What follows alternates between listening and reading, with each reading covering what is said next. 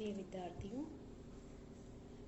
धर्मशास्त्र वर्ग MA final उत्तरार्ध उसके द्वितीय पेपर मनुस्मृति में हमने पिछले व्याख्यान में अध्ययन किया कि किस प्रकार से ब्रह्मा जी जो हैं वो आकर उन्होंने यहाँ पर सृष्टि की। महर्षि उनके पास गए और उन्होंने किस प्रकार से इस पृथ्वी पर जो है सबकी रचना की, जल को उत्पन्न किया, आकाश आदि जो दिशाएं हैं उनको उत्पन्न किया, पंच महाभूतों को उत्पन्न किया, पृथ्वी जल तेज वायु आकाश आदि को, पंच ज्ञानेंद्रियों कर्मेंद्रियों आदि इनकी रचना की, आठों दिशाओं की रचना की, समुद्र की रचना की, नदियों की रचना की। इसी क्रम में साथ ही साथ 7 पुरुषों अर्थात महत्त्व, अहंकार, शब्दादि पंच तन मात्राओं आदि की भी ब्रह्मा जी ने रचना की।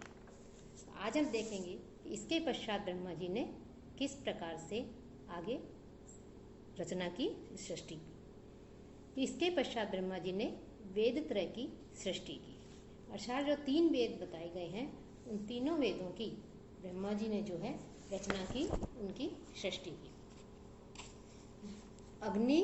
अग्नि वायु रविभ्यस्तु त्रयं ब्रह्म सनातनम दुदोह यज्ञ सिद्ध्यर्थम ऋक् यजुः साम लक्षणम। अर्थात उन ब्रह्मा जी ने जब पंच महाभूतों को बनाया, पंच तन्मात्राओं आदि को बनाया, अहंकार महत्त्व आदि को निर्मित किया, इन सब का बनाने के पश्चात ब्रह्मा जी ने जो है यज्ञों की सिद्धि के लिए अग्नि, वायु और सूर्य से, इन तीनों के द्वारा नित्य ऋग्वेद, यजुर्वेद और सामवेद को क्रमशः प्रकट किया कि अग्नि वायु रविभ्यस्तु त्रयं ब्रह्म सनातनम दुदोह यज्ञ सिद्ध्यर्थम ऋक् यजुः साम लक्षणम।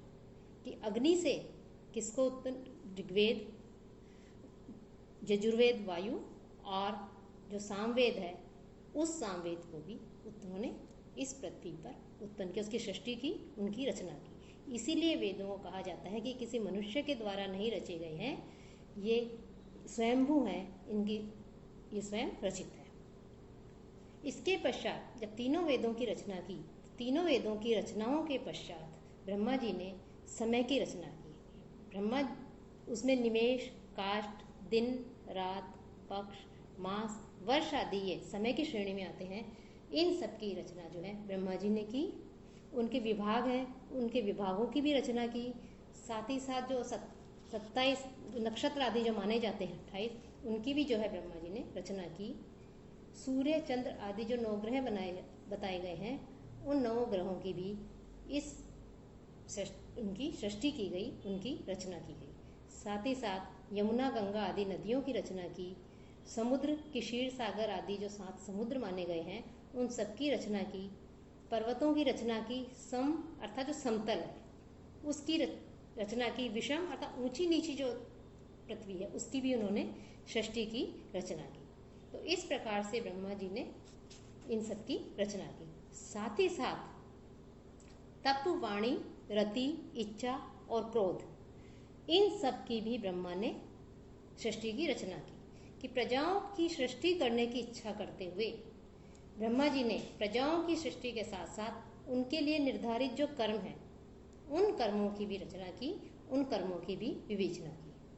कि धर्म अधर्म, सुख दुख, राग द्वेष, शीत उष्ण आदि जो द्वंद्व है, इन द्वंद्वों की रचना की और प्रजाओं के लिए ब्रह्मा जी ने उनका निश्चय किया। कि कर्मणाम च विवेकाय धर्माधर्मो व्यवेच्यत द्वंद्वे द्वंद्वयोः च इमः सुख दुखादि भी प्रज्ञा। कि उन ब्रह्मा जी ने साथ ही साथ जिस व्यक्ति को जिस कर्म में पहले लगाया था, वह व्यक्ति बार बार जन्म लेकर भी, बार बार उत्पन्न होता हुआ भी अपने अपने कर्मवश उसी कर्म को जो है वो करने लगा। कि जैसे सिंह, व्याघ्र आदि हैं, इनका कर्म है, इनका गुण बताया हिंसा, तो हिंसा आदि सिंह, व्याघ्र आदि के लिए बनाया।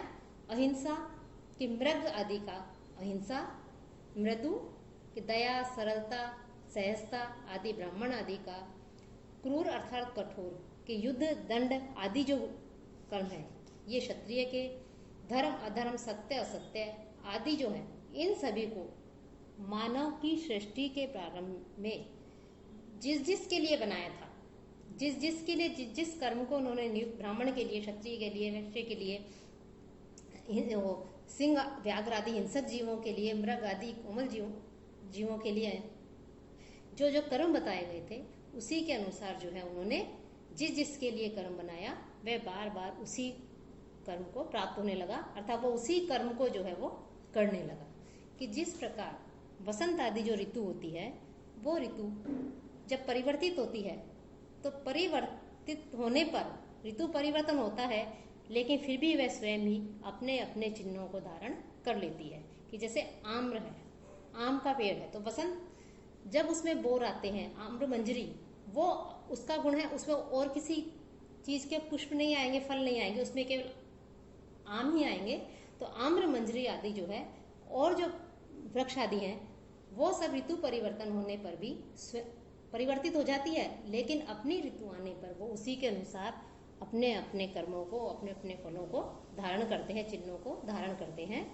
उसी प्रकार शरीरधारी, प्राणधारी अर्थात देहधारी जो जीव है, वो भी अपने अपने कर्मों को स्वयं ही करते रहते हैं, अर्थात अपने अपने कर्मों का जो उनके लिए निर्धारित है, उन सारे कर्मों को जो है वो करते रहते हैं, उन कर्मों का करते हैं। स्व कर्म आदि जो है वो उन्हें प्राप्त होते रहते हैं, उन कर्मों को वो स्वयं ही करते रहते हैं।